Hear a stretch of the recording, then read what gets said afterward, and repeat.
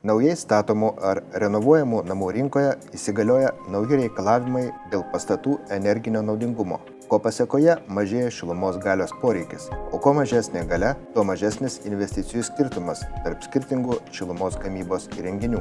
Dėl to vis daugiau naujakurių domisi šilumos siurbliais oras vanduo. Renkantis namų šildymo sistemas, svarbu įvertinti, kokios energijos rūšys yra jums labiausiai prieinamos. Jeigu nėra gamtinių dujų šalia arba brangu jas pasijungti, tikrai kaip alternatyva puikiai gali būti svarstomas šilumos siurblių panaudojimas.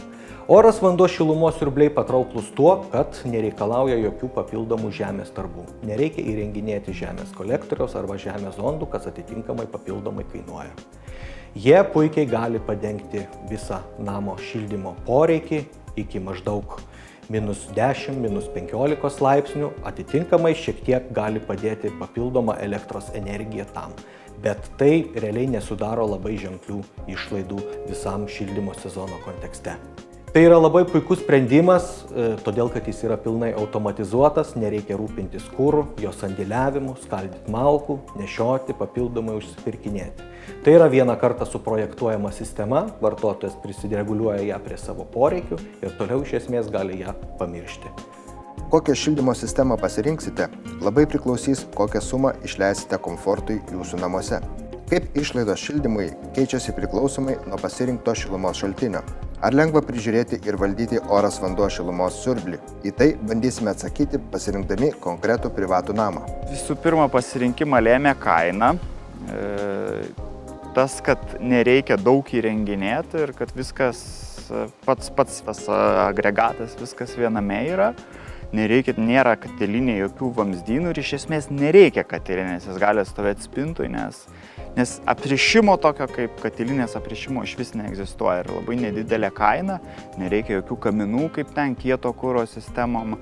Eksploatacija tokia, kad iš vis nereikia galvoti, kas ten vyksta, nereikia malkų skaldyti. Sąnaudos nedidelės, bet nereikia apsigaudinėti, turi būti kokybiški namai.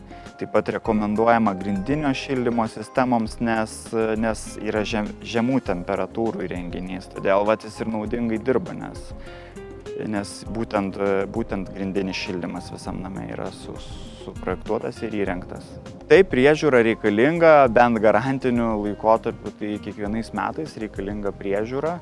Jinai daugiau apžiūros tipo priežiūra, o po garantiniam laikotarpį net nežinau. Realiai įrenginys yra paprastas šaldytuvas, nesudėtingesnis nei paprastas šaldytuvas, dėl to jo ir veikimas toks pats kaip šaldytuvo ir priežiūra realiai tokia pati. Pagrindinis tokios šildymo sistemos privalumas yra tai, kad šilumos siurblys gali šildyti patalpas per grindinę šildymo sistemą arba per radiatorius, o taip pat ruošti karštą vandenį buitiniam vartojimui.